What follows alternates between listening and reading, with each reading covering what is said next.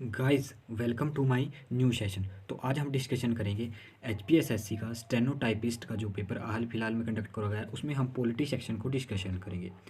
अगर आपने इससे पहले वीडियो नहीं देखी है किसी भी सेक्शन की तो आप चैनल पर जाइए, वहाँ पर आपको हर एक सेक्शन की अलग से प्लेलिस्ट मिल जाएगी, आप वहाँ जाकर देख सकते हैं। और हर एक क्वेश्चन को हम डिटेल से डिस्कशन करेंगे जो आपके आने वाले जितने भी एग्जाम हैं उनके लिए बहुत ही आपके लिए बेनिफिशियल हो जाएगी। तो बढ़ते हैं अपने पहले क्वेश्चन की ओर। पहला क्वेश्चन कहता है हमारे पास right to property is a. तो राइट टू प्रॉपर्टी कैसा अधिकार है? एक कानून यानी कि विधेय अधिकार है, कानून अधिकार है, लीगल राइट है। ऑप्शन नंबर ए हमारे पास करेक्ट आंसर हो जाएगा। ठीक है। और ये कब आपके फंडामेंटल राइट से हटाया गया है? ये हटाया गया हमारे पास, ध्यान रखना है हमारे पास, ये हटाया गया 1978 में। ठीक है, 1978 में कौन से अमेंडमेंट में हटाया गया? 44th amendment. ठीक है, 44th अमेंडमेंट में हटाया गया, यानी कि 44वें संविधान संशोधन में ये हटाया गया। अब बात कर लेते हैं फंडामेंटल राइट पहले कितने थे। फंडामेंटल राइट शुरुआत में कितने थे जब कॉन्स्टिट्यूशन का निर्माण हुआ था? ये थे हमारे पास 7 थे, लेकिन अब कितने रह चुके हैं? 6 रह चुके हैं। क्यों? क्योंकि राइट टू प्रॉपर्टी को हटा दिया गया। और कहाँ पर रखा गया है, किस आर्टिकल में रखा गया है? 300A आर्टिकल में रखा गया है, आपने ध्यान रखना है। ठीक है, 300A आर्टिकल में रखा गया है। फंडामेंटल आर्टिकल आपके पास कितने हो चुके हैं? 6, आपने ध्यान रखना है। अब बढ़ते हैं हम अपने नए क्वेश्चन की ओर। नेक्स्ट क्वेश्चन कहता है हमारे पास वो is the highest law officer of the state. तो highest law officer of the state कौन सा होता है हमारे पास? आपने ध्यान रखना है, सोलिसिटर जनरल। ठीक है, लेकिन सेंटर में कौन सा होता है, यानी कि यूनियन गवर्नमेंट में हाईएस्ट लॉ ऑफिसर कौन सा होता है? वो होता है अटॉर्नी जनरल। लेकिन स्टेट में कौन सा होता है? ऐसे ध्यान रखना है आपने, सोलिसिटर जनरल। अब इसका पूछ लिया जाता है सोलिसिटर जनरल किस आर्टिकल में आता है? आपने ध्यान रखना है, ये आर्टिकल 165 में आता है। ध्यान रखना है आपने, आर्टिकल नंबर 165 में। अब पूछ लिया जाता है अटॉर्नी जनरल किस आर्टिकल में आता है? अटॉर्नी जनरल आता है हमारे पास 76 आर्टिकल में। ठीक है, आता है कौन से? 76 आर्टिकल में। ठीक है, अब कौन से पार्ट में आते हैं? पार्ट 5 में आते हैं। ठीक है, आपने ध्यान रखना है, पार्ट 5 में आते हैं।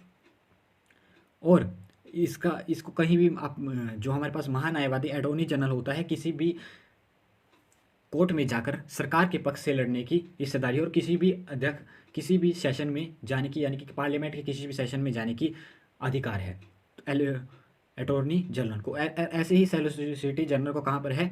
विधानसभा में जाने का या विधानमंडल में जाने का, आपने ध्यान रखना है। ठीक है, और इनका टेनओवर कितना होता है? इनका टेनओवर राष्ट्रपति की इच्छा के अनुसार होता है। ठीक है, अब बढ़ते हैं हम अपने नेक्स्ट क्वेश्चन की ओर। नेक्स्ट क्वेश्चन कहता है हमारे पास which of the following is not true. इसमें से कौन सा सत्य नहीं है? A person can be a member of both houses, यानी कि एक पर्सन दोनों हाउस का मेंबर हो सकता है। There is no bar to a person contest to as many seat and as many legislature as he like, यानी कि member of Lok Sabha can hold an office of profit under the government. The population of the state is not the sole condition और allotment of seat in Rajya Sabha. एक व्यक्ति एक से अधिक दोनों सदनों का सदस्य हो सकता है। एक व्यक्ति के वह पसंद करे उतनी सीटें तथा विधानमंडल में प्रति होने पर कोई विरोध नहीं है। लोकसभा का एक सदस्य सरकार के अधिनियम लाभ पद पर धारण नहीं कर सकता, बिल्कुल सत्य है ये। और राज्यसभा सीटों के आवंटन का एकमात्र उपलब्ध किसी राज्य की जनसंख्या नहीं है। तो ये तीनों ऑप्शन हमारे पास सही है, लेकिन जो हमारे पास ट्रू नहीं है वो दोनों सदन का सदस्य नहीं हो सकता है कोई भी। ऑप्शन नंबर ए हमारे पास करेक्ट आंसर हो जाएगा। अब बात कर लेते हैं राज्यसभा। राज्यसभा का आर्टिकल नंबर कौन सा आता है? Article number 79। ठीक है, ध्यान रखना है आपने, सॉरी 80 आता है आपके पास। आर्टिकल नंबर 80 किससे आता है? ये आता है हमारे पास राज्यसभा से। आर्टिकल नंबर 81 लोकसभा से। ठीक है, परमानेंट कौन सा होती है हमारे पास? परमानेंट राज्यसभा होती है। और टेम्परेरी कौन सी होती है? लोकसभा होती है, आपने ध्यान रखना। 79 आर्टिकल कौन किससे रिलेटेड है? ये आपके रिलेटेड है संसद से, यानी कि पार्लियामेंट से। ठीक है, और पार्लियामेंट का कार्यकाल कितने वर्ष का होता है? पार्लियामेंट में राज्यसभा है उसका कार्यकाल होता है 6 वर्ष का, और जो लोकसभा है उसका कार्यकाल होता है 5 वर्ष का, आपने ध्यान रखना है। ये हमने डिस्कशन कर लिया। अब बढ़ते हैं हम नेक्स्ट क्वेश्चन की। नेक्स्ट क्वेश्चन क्या था हमारे पास? Recognisation to a political party is accord with. Recognisation किसके थ्रू होता है? पॉलिटिकल पार्टी का। तो ध्यान रखना है आपने, ये रिकॉग्नाइजेशन होता है हमारे पास पॉलिटिकल पार्टी का, ये होता है हमारे पास इलेक्शन कमीशन के द्वारा। ठीक है, ध्यान रखना है किसके थ्रू होता है? इलेक्शन कमीशन के द्वारा थ्रू होता है। ध्यान रखना है आपने, इलेक्शन कमीशन के थ्रू होता है। अब बात कर लेते हैं हमारे पास इलेक्शन कमीशन कौन से आर्टिकल में आता है? ध्यान रखना है आपने, इलेक्शन कमीशन आता है हमारे पास 324 आर्टिकल में। इलेक्शन कमीशन रिलेटेड है 324 आर्टिकल में। और पार्ट कौन है? संविधान का, कॉन्स्टिट्यूशन का पार्ट 15 में, आपने ध्यान रखना है पार्ट 15 में। अब बात कर लेते हैं हम इलेक्शन कमीशन के बारे में। इलेक्शन कमीशन सबसे पहले कब अपनाया गया। ये अपनाया गया इलेक्शन कमीशन की जो गठन किया गया था वो किया गया था हमारे पास, ध्यान रखना है, 1950 में। ठीक है, 1950 में, इसलिए संविधान दिवस कब मनाया जाता है, वोटर डे कब मनाया जाता है, ध्यान रखना है आपने, ये मनाया जाता है हमारे पास 24 जनवरी 1950 को। ध्यान रखना है 24 जनवरी 1950 को मनाया जाता है, सॉरी 25 जनवरी 1950 को लागू हुआ था, इसलिए वोटर डे मनाया जाता है। नेक्स्ट क्वेश्चन है इससे रिलेटेड जो बन सकता है वो है हमारे पास, हाल फिलहाल में अभी हमारे नए इलेक्शन कमिश्नर बने हैं वो कौन है, तो ये हमारे पास राजीव कुमार है, आपने ध्यान रखना है राजीव कुमार है। ठीक है, और फर्स्ट कौन से हैं, फर्स्ट है हमारे पास सुकुमार सेन, ध्यान रखना है आपने, सुकुमार सेन हमारे पास फर्स्ट है। नेक्स्ट क्वेश्चन की ओर बढ़ते हैं। नेक्स्ट है हमारे पास, the council of minister in a parliamentary type of government can remain in office till it enjoy the support of the, यानी कि संसदीय प्रकार की एकमात्र सरकार में मंत्रिपरिषद तब तक कार्य पद पर बने रह सकते हैं जब तक वह डैश के सहकार का उपभोग करते हो। तो कब तक करते हैं वो, majority of member of Lok Sabha house of the parliament, यानी कि जब उनके जो आपके मेजोरिटी मेंबर हो उनके लोकसभा में प्रेजेंट हो तब तक वह रह सकते हैं। ठीक है, काउंसिल ऑफ मिनिस्टर। और आपने ध्यान रखना है काउंसिल ऑफ मिनिस्टर किसके कलेक्टिव रूप से किसके प्रति रिस्पॉन्सिबल है, ये पार्लियामेंट के प्रति, संसद के प्रति, यानी सॉरी लोकसभा के प्रति जिम्मेदार है। ध्यान रखना है आपने, कौन सा आर्टिकल कहता है, आर्टिकल नंबर 75 ये कहता है। नेक्स्ट क्वेश्चन है हमारे पास, the president can assign any of the function of the union government to the state government, यानी कि राष्ट्रपति संघ सरकार को कोई भी प्रकार राज्य सरकार को सौंप कर सकते हैं। तो किस प्रकार सौंप सकते हैं, in the consult with government of the state, यानी कि गवर्नमेंट ऑफ स्टेट के बाद ये करने के बाद ये सौंप सकते हैं। अब अनुसूचित 7 में क्या आता है, आपके पास 3 जो हमारे पास सूचियाँ आती है, एक तो आती है यूनियन लिस्ट, उसके बाद आती है स्टेट लिस्ट और लास्ट में आती है कंकरेंट लिस्ट। ठीक है, अब आपने ध्यान रखना है यूनियन लिस्ट में कितने आपके पास सब्जेक्ट आते हैं, 97 अप्रोक्सीमेट 100 भी हो, 100 के अप्रोक्सीमेट आपके पास क्या आते हैं यूनियन लिस्ट में सब्जेक्ट आते हैं। और आपने नीचे कमेंट बॉक्स में लिखना है कि हमारे पास स्टेट लिस्ट में आप कितने सब्जेक्ट आते हैं। ठीक है, ध्यान रखना है। नेक्स्ट क्वेश्चन की ओर बढ़ते हैं। नेक्स्ट क्वेश्चन कहता है हमारे पास, judicial review signify that the supreme court, यानी कि जुडिशियल रिव्यू क्या सिग्निफाई करता है, ये करता है हमारे पास judicial review signify that the supreme court क्या करता है, can declare a state law as unconstitutional, वह क्या करेगा, जुडिशियल रिव्यू क्या करेगा, स्टेट लॉ को अनकॉन्स्टिट्यूशनल प्रोवाइड कर देगा। नेक्स्ट क्वेश्चन कहता है हमारे पास, as a result of 42 amendment, ये 42 अमेंडमेंट कब हुई थी, ये हुई थी 1976 में, ध्यान रखना आपने 1976 में हुई थी। Which of the following has emerge as supreme in the Indian constitution frame, तो इसमें सबसे अच्छी बात क्या है, सुप्रीम कॉन्स्टिट्यूशन फ्रेम में ये है हमारे पास जुडिशियल। ठीक है, उसमें धर्मनिरपेक्ष जोड़ा गया था, आपके पास सोवरेनिटी जोड़ा गया था। ठीक है, 42 अमेंडमेंट क्या जोड़ा था, धर्मनिरपेक्ष शब्द को जोड़ा गया था कॉन्स्टिट्यूशन में, आपने ध्यान रखना है।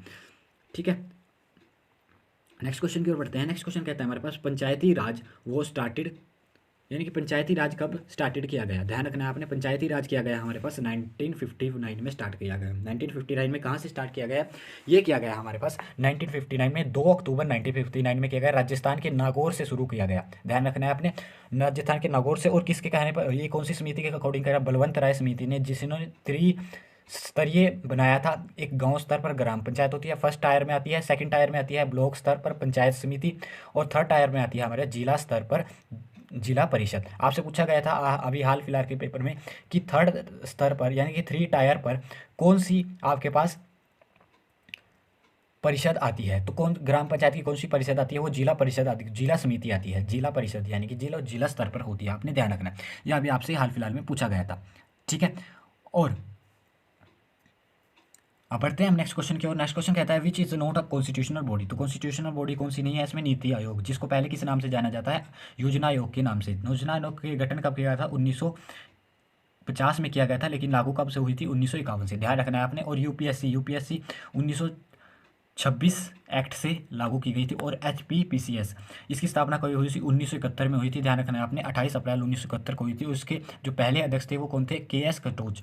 और अभी कौन बने हैं, सोनी जोशी, जो इसके नए यूपीएससी के नए चेयरमैन बने हैं, आपने ध्यान रखा, सोनी जोशी, ध्यान रखना आपने, सोनी जोशी। कैग का आर्टिकल कौन से रिलेटेड है, कैग हमारे पास आर्टिकल नंबर,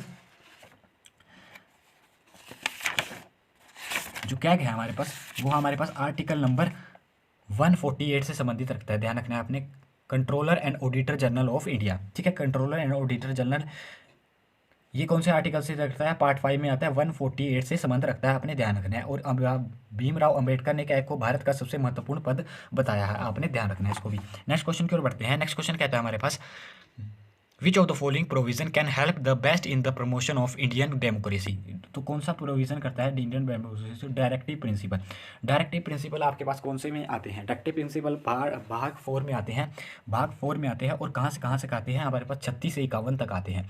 और बात आती है फंडामेंटल राइट्स की। फंडामेंटल राइट्स आते हैं आपके पास 14 से 35 तक, ठीक है, 14 से 35 तक। और कितने हैं? 6 हैं, आपने ध्यान रखना है। बात आती है फंडामेंटल ड्यूटीज़ की। ड्यूटी कितनी है? 11 है, आपने ध्यान रखना है, 11 ड्यूटी है। और किस आर्टिकल में आते हैं? पार्ट 4A में आती है, पार्ट 4A में। और ये पार्ट 51 आर्टिकल कौन से में आती है? 51A में आती है, अपने ध्यान रखना है। नेक्स्ट क्वेश्चन की ओर बढ़ते हैं। नेक्स्ट है हमारे पास, the chairman of public account committee is. तो कौन अपॉइंट करता है चेयरमैन को, पब्लिक अकाउंट कमेटी को? तो ये करते हैं हमारे पास अपॉइंटमेंट बाय लोकसभा स्पीकर के द्वारा अपॉइंट किया जाता है, ध्यान रखना है आपने। और इसके चेयरमैन कौन होते हैं? अपोजिशन पार्टी के लीडर होते हैं, ध्यान रखना है आपने। अपोजिशन पार्टी के लीडर इसके चेयरमैन होते हैं। और ये कब से लागू किया गया था? 1969 से लागू किया गया था कि अपोजिशन के लीडर होंगे जो उसके चेयरमैन होंगे। नेक्स्ट क्वेश्चन है, नेक्स्ट है हमारे पास, a money bill must be written by the Rajya Sabha with its recommendation to the Lok Sabha within a period not exceed. यानी कि किससे ज़्यादा नहीं हो सकता। ये ऑप्शन चारों गलत दिए हैं। ये हो सकता है 14 दिन होना चाहिए था, यहाँ 4 डेज़ के कारण 14 दिन होना चाहिए था। तो मनी बिल आप कौन से आर्टिकल में आता है? आर्टिकल नंबर 110 में आता है, ठीक है। और इसको किस ज़्यादा प्रेफर कौन से सदन में किया जाता है? ये किया जाता है लोकसभा में। लोकसभा में, लोअर सदन में ज़्यादा प्रेफर किया जाता है आपके पास मनी बिल को, ठीक है। राज्यसभा अगर इसको 14 दिन के अंदर पास कर देती है, ठीक है, नहीं इसको खुद ही मान लिया जाता है कि पास हो चुका है, अगर वो 14 दिन के अंदर उसको पास ना करे। यहाँ पर 40 डे होगा, ये क्वेश्चन आपका स्क्रैप कर दिया जाएगा, आपने ध्यान रखना है। तो ये हमने डिस्कशन करे पॉलिटी सेक्शन के कुछ इंपॉर्टेंट क्वेश्चन जो आपके आने वाले एग्जाम में डेफिनेटली आपकी हेल्प करेंगे। अगर आपको वीडियो इन्फॉर्मेटिव लगती है तो वीडियो को लाइक कीजिए, चैनल पर नए हैं चैनल को सब्सक्राइब कीजिए। मिलते रहेंगे ऐसे ही नेक्स्ट वीडियो में।